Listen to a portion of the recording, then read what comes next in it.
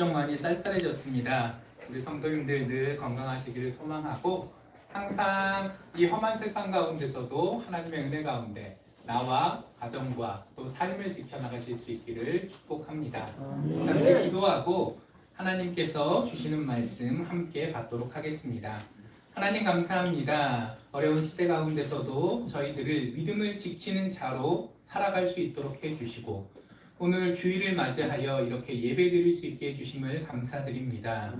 아버지, 저희들이 알지만 그러나 막상 현실 가운데 살아가다 보면 못할 때가 너무도 많이 있고 또 두려워 떨 때가 있으며 또 낙심하여 주저앉을 때가 많이 있음을 고백합니다.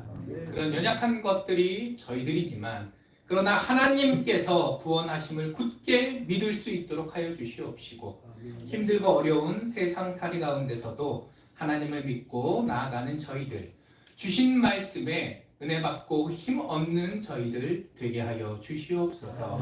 감사드립니다. 이 모든 말씀 예수님 이름으로 기도합니다. 아멘.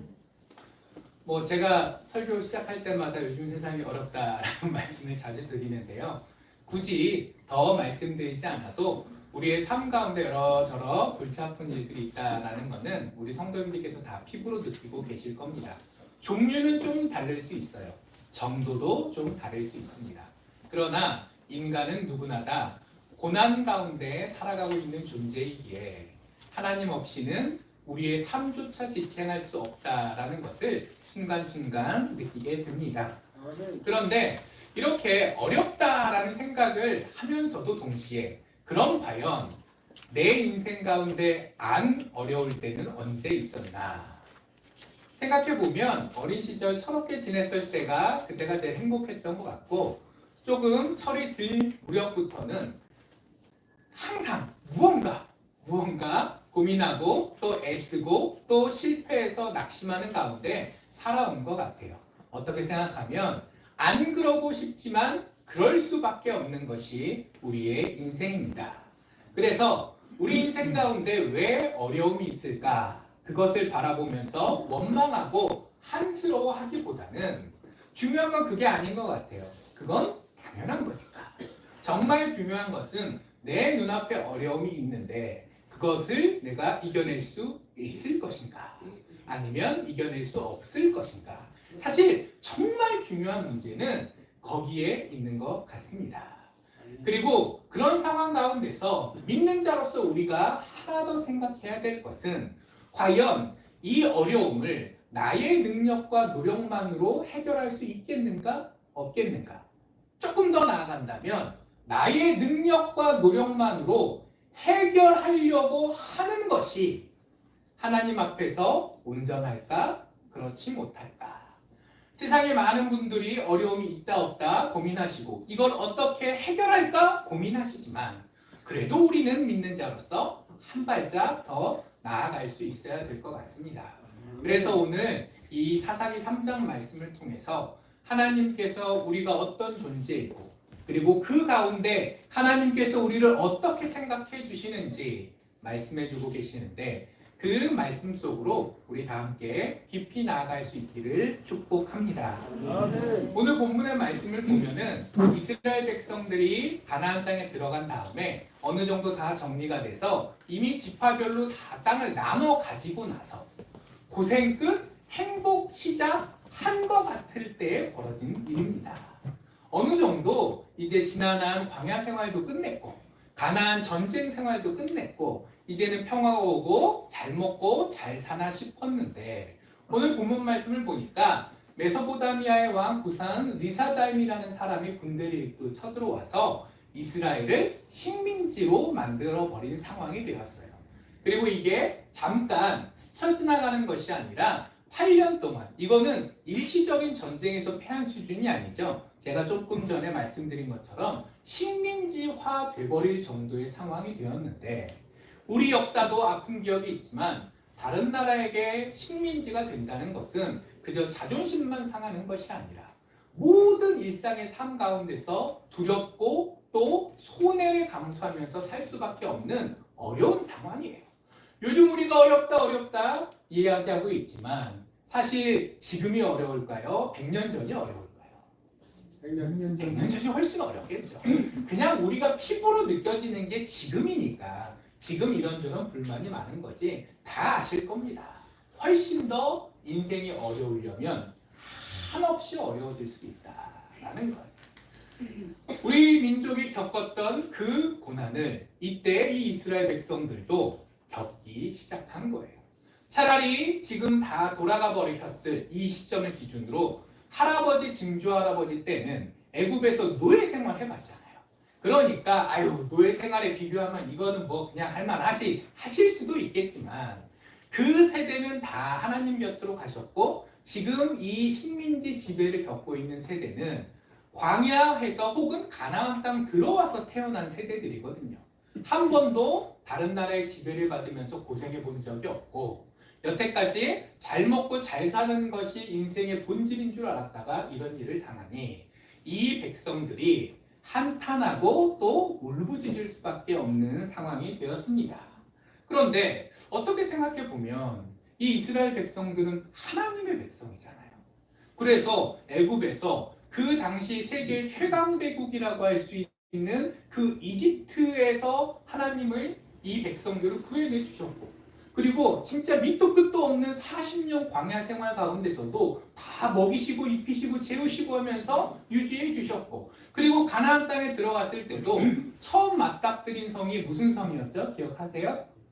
여리고 성입니다. 여리고 성은 지금 고고학자들이 발굴을 했는데 이때 이미 성벽 높이가 한 9m 정도 되는 성이었대요. 이 이스라엘 백성들이 지금 광야에서 막 들어왔는데 무슨 첨단 장비가 있겠습니까?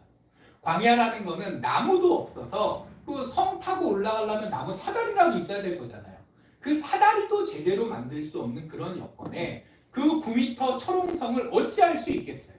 사람의 능력으로, 민족의 능력으로는 하다가 고난을 맞닥뜨린 게 아니라 가나안 땅 들어가자마자 이거는 답이 없는 상황이 된 거예요.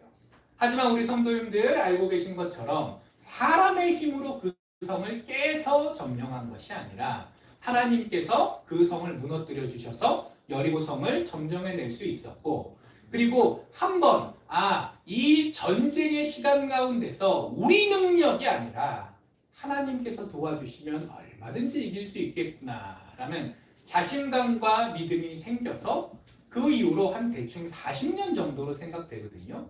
그 여리고성 점령전 이후에 계속되는 전쟁을 이 민족이 버텨낼 수 있던 거예요.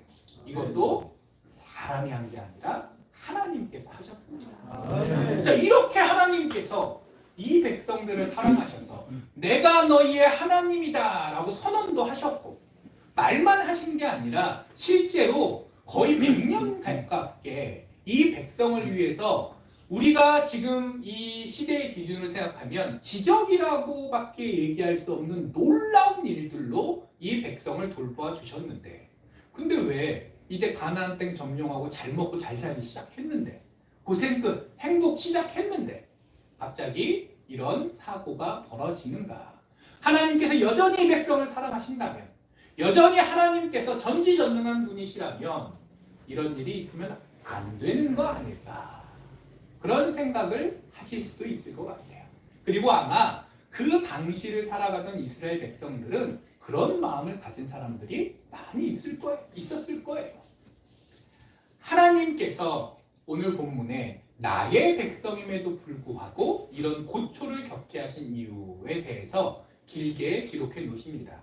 우리 함께 공독했지만 그냥 가장 간단히 말씀드리면 우상 숭배를 하면서 이 백성들이 하나님으로부터 멀어졌기 때문에 하나님께서 여기 오늘 본문에 보면은 구산 리사다임의 손에 파셨으므로 그러니까 이게 어쩌다 인간들의 법칙 가운데 역사 가운데 벌어진 일이 아니라 하나님께서 결정하시고 시행하셨기 때문에 하나님께서 이 고생 좀 해라 버리다 라고 하셨기 때문에 이 8년간의 식민지 생활이 시작되었다라는 이야기가 나와요. 나의 백성임에도 불구하고 그렇게 알뜰살뜰 보살펴 왔음에도 불구하고 하나님께서 이런 결정을 하신 데는 그만한 이유가 있을 겁니다. 첫 번째로는 우상숭배 얘기가 나오지만 더 근본적인 문제가 있어요. 우상숭배가 오늘 본문에 보면 바알들과 아세라들로 되어 있습니다. 바알 하나면 그거는 개종이죠. 있잖아요. 하나님보다 바알이 더 센 것 같아. 그래서 갈아타는 거잖아요. 자, 그거는 그나마 그 본인이 나름 고민하고 결단해서 책임도 본인 지겠다는 어떤 각오라도 있을 거예요. 근데 우상숭배의 종류가 바알, 들, 아세라, 들입니다. 이게 왜 굳이 바알과 아세라가 아니라 들까지 붙이셨냐면 이 백성들이 그냥 자기가 생각할 때 내가 요게 좋은 것 같아.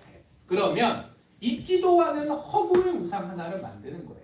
자, 무슨 동네에 무슨 바알. 그러면 이 바알은 내가 은화 하나를 바치면 뭐 은화 10개로 불려주는 곱하기 10의 바알이에요. 반면에 어느 아세라는 가면 양만 전문적으로 새끼를 많이 낳게 해주는 아세라예요. 내가 각자 먹고 사는 삶의 자리가 있을 거잖아요. 누구는 농사를 짓고 누구는 목축업을 하고 누구는 뭐 다른 여러 종류의 일을 할 때 약간 캐톨릭에서 그런 경향이 있는데 무슨 수호 성인 있잖아요. 하나님께 기도하는 게 아니라 성인한테 기도를 한대요. 근데 그 성인 중에는 어떤 성인도 있냐면요. 도둑들의 성인도 있어요. 내가 도둑으로 먹고 사는데 그래도 잡히는 건 싫잖아. 그래도 어떻게 잘 먹고 잘 살고 싶잖아. 근데 차마 하나님께 예수님께 기도하자니 내가 도둑인데 좀 그렇잖아요, 마음이. 그러니까 중간에 수호 성인을 하나 끼워 놓는 거예요. 그래서 직업별로 수호 성인이 다 있는데 그 직업이 사회적으로 볼 때 괜찮은 평범한 직업이 아니라 도둑들 같은 좀 아닌 거에도 다 성인이 정해져 있어요. 불교에서도 마찬가지죠. 자, 어느 뭐 지장보살, 약사보살 이 종류 되게 많이 있거든요. 자, 그러면 내가 몸이 아플 때는 뭐 약사열의 보살한테 비나이다를 하는 거예요.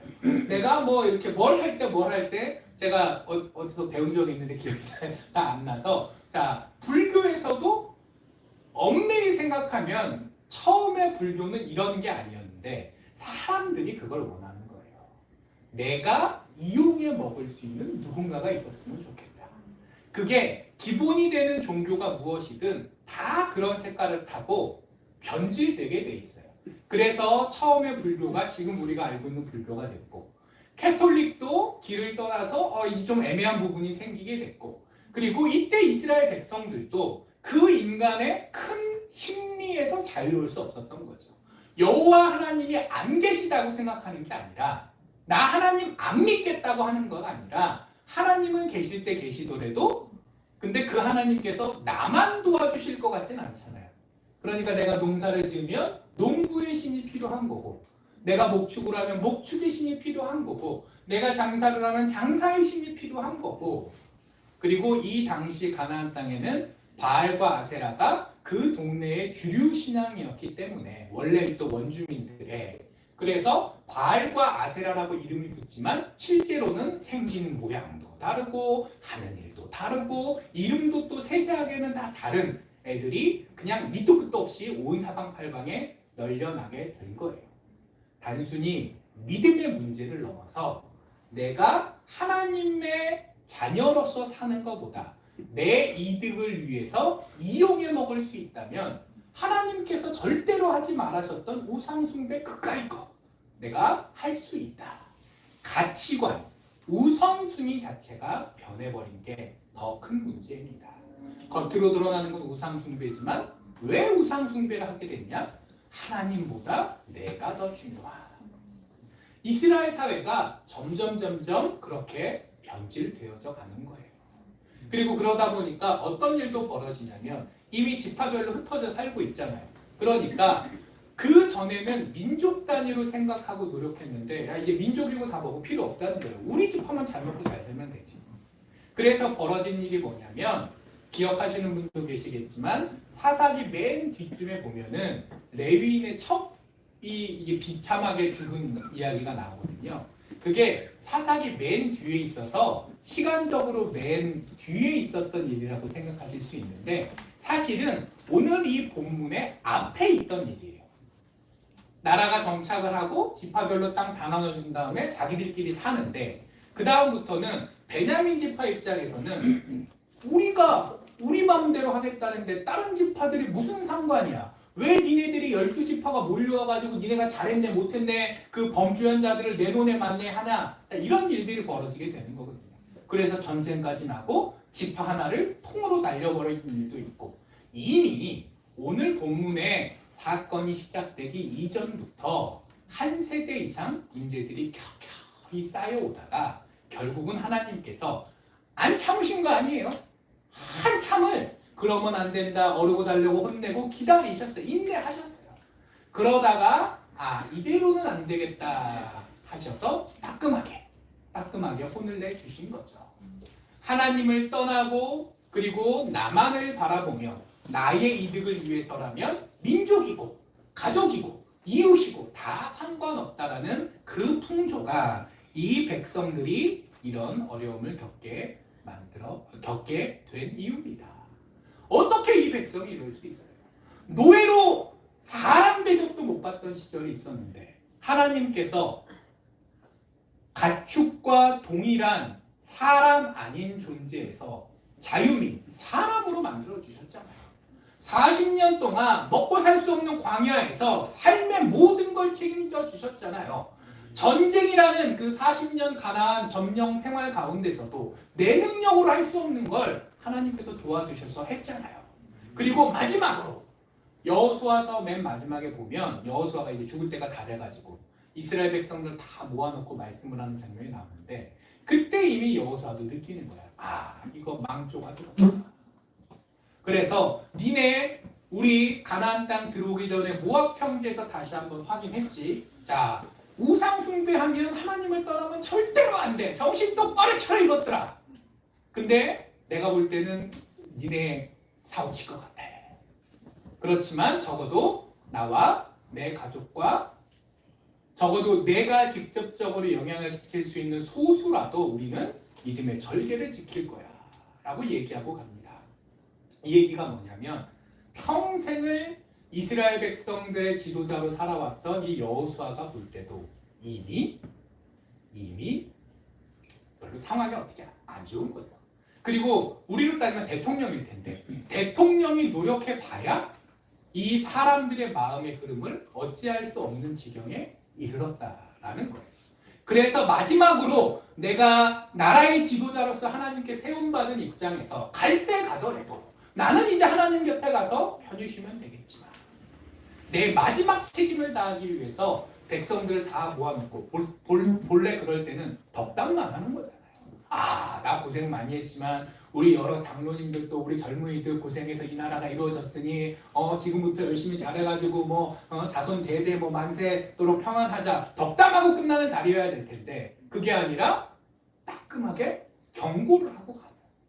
이미 그런 상황인데 근데 거꾸로 생각하면 여호수아가 마지막 가는 길에 그런 얘기를 했을 만큼 이미 하나님께서 수없이 많은 방법으로 깨우쳐 주셨음에도 불구하고 결론은 이렇게 돼버린 거죠. 인간적으로 생각하면 하나님께서 화가 나실까요? 안 나실까요? 우리가 하나님을 다 헤아릴 수는 없지만 그냥 인간적으로 생각해 보면 하나님께서 참 많이 화가 나셨을 것 같아요. 그리고 그러니까 당연히 이런 벌도 내리실 수 있을 것 같아요. 근데 오늘 본문의 중요한 거는 8년 동안 식민지 지배를 당했다가 아닙니다. 8년 밖에. 왜? 끝이 있었던 거잖아요. 그 고난을 이 이스라엘 백성들의 잘못으로 말미암아 자초한 건데 그럼에도 불구하고 하나님께서 8년간의 고난만 허락하시고 이스라엘 백성들의 부르심을 들으시고 온니엘이라는 사람을 세워서 구원해 주셨다가 본문의 결론이지 않습니까?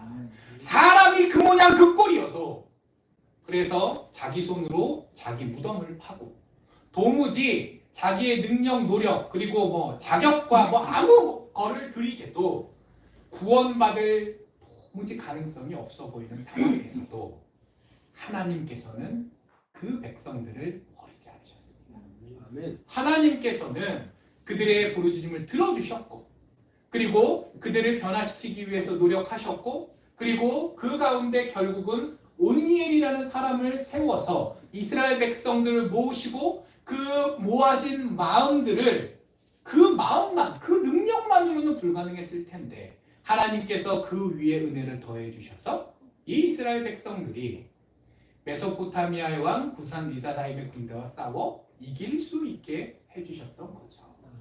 원래 이스라엘 백성들의 힘이 싸워서 이길만 했으면 식민지 지배를 당할까요? 안 당할까요?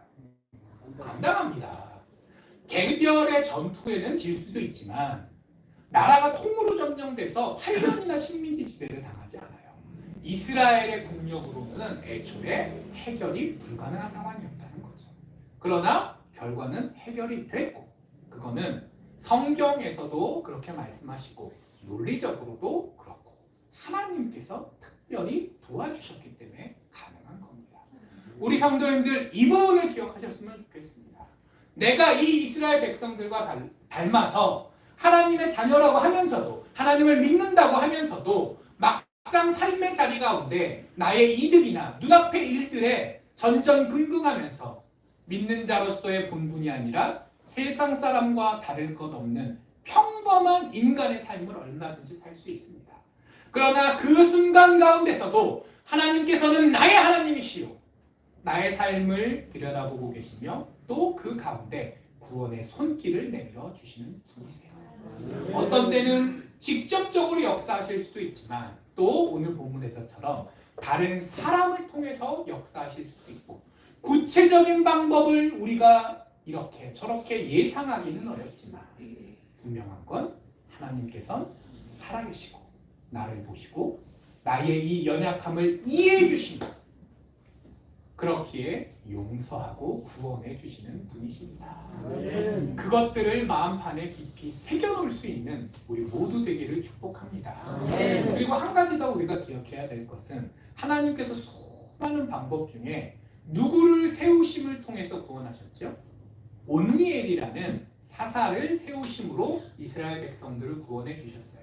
근데 이 온니엘이라는 사람은 어떤 사람이냐면은 갈렙의 사위입니다. 여호수아와 함께 들어왔었던 그 갈렙의 사위예요. 그 갈렙이 유다 지파 군대를 이끌고 여호수아의 본대와 떨어져서 따로 이제 그 땅을 점령하고 다녔는데 그때 헤브론이라는 도시를 공격해야 될 일이 있었어요. 근데 그때 이미 튼튼하게 여리고성만큼은 아니겠지만 성이 제대로 쌓여 있는 산에 있는 동네니까 공격하기가 어려울 거잖아요. 그러니까 애들이 저기 싸우면 질 것 같은데 지는 건 둘째치고 내가 맨 앞장에 섰다가 저기 던지는 돌이나 칼이나 창에 맞으면 나 죽을 것 같은데 겁이 나니까 공격을 해야 되는데 아무도 안 가려고 그러는 거예요. 그래서 갈렙이 얘기합니다. 총사령관이죠. 자, 저 성을 점령하는 사람한테는 내가 내 딸을 주겠다. 그때 오늘 본문에 온니엘이 제가 가겠습니다. 그러니까 뭐 혼자 간 건 아니겠고 자기 부대를 이끌고 갔겠죠. 가서 그 성을 용감하게 싸워 점령해서 악사라는 갈렙의 딸을 이제 부인으로 들이게 됩니다. 자, 명문가 출신이에요. 그리고 젊은 시절부터 이 전쟁이 오늘 본문의 때로부터 한 40년 이상 더 옛날 얘기거든요. 자, 그 얘기는 40년 전에 결혼했으니까 지금 이분이 연세가 어느 정도 되신 거예요? 한 60주는 되셨겠죠. 더 될 수도 있고 시간이 더 길 수도 있으니까. 자, 삶의 자리에서 믿음을 지키며 성실하게 살아오신 분이에요. 또 실제로 장군으로서 옛날 전쟁할 때 군대를 이끌고 싸워본 경험도 있는 분이에요. 어떻게 생각하면 가장 하나님께서 세우실 만한 지도자입니다. 예전에 하나님께서 역사하셨던 걸 본 믿음의 체험이 있고 자기가 세상적으로도 군사적으로도 능력 있는 사람이며 또 내가 아무리 잘 나가야 뒤에서 안 받쳐주면 사람이 혼자 할 수 있는 일이 별로 없잖아요.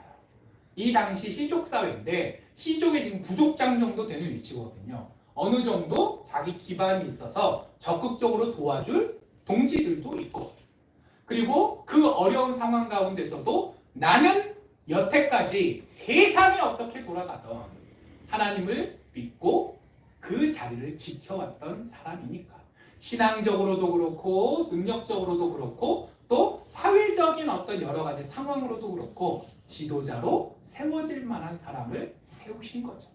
아무나 세우신 게 아니라 그럴 만한 이유가 있기 때문에 하나님께서 이 사람을 세워주신 겁니다. 그리고 그 사람 자체가 잘났으면 얼마나 잘났겠어요.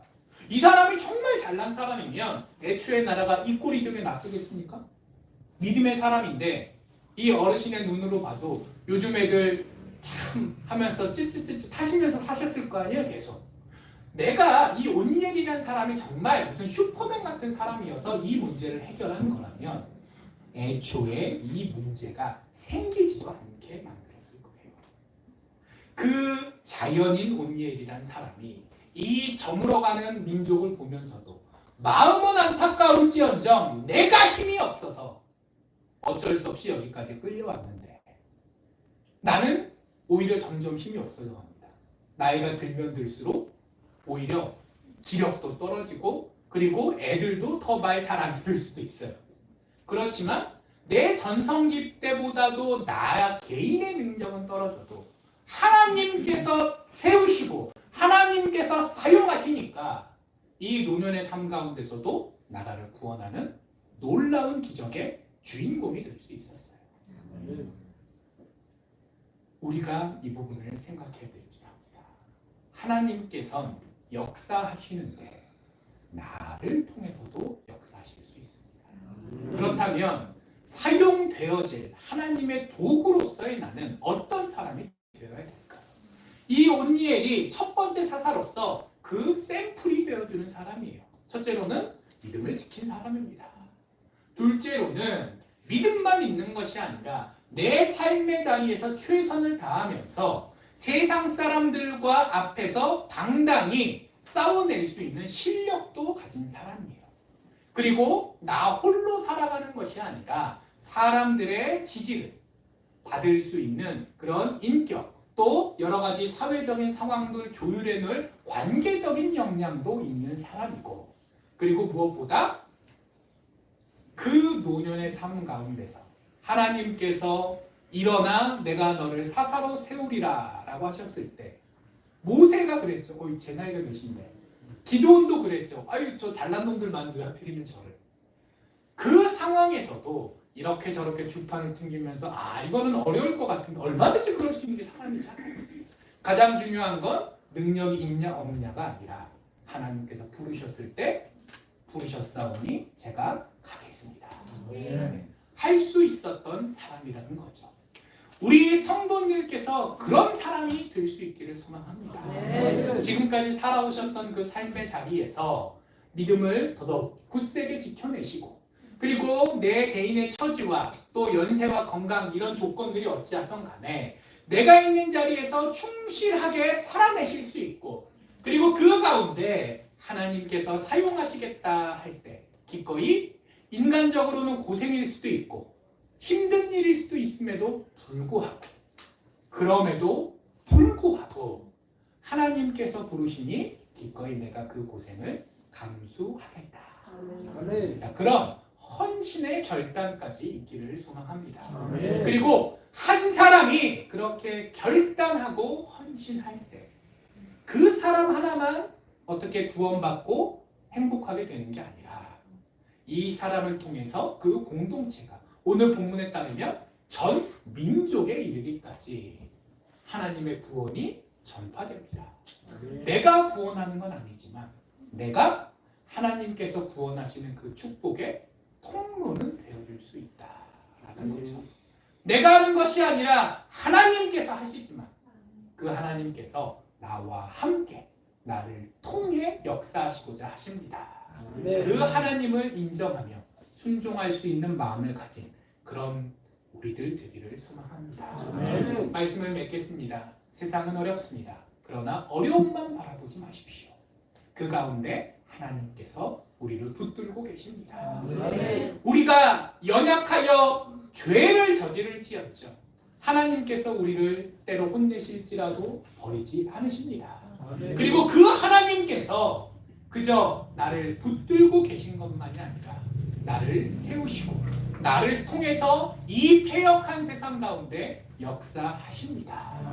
하나님께서 그런 분이심을 기억하시는 가운데 하나님의 자녀다운 삶을 견지하며 하나님께 헌신하고자 하는 결단을 새겨갈 수 있는 우리 모두 되기를 축복합니다. 기도하겠습니다.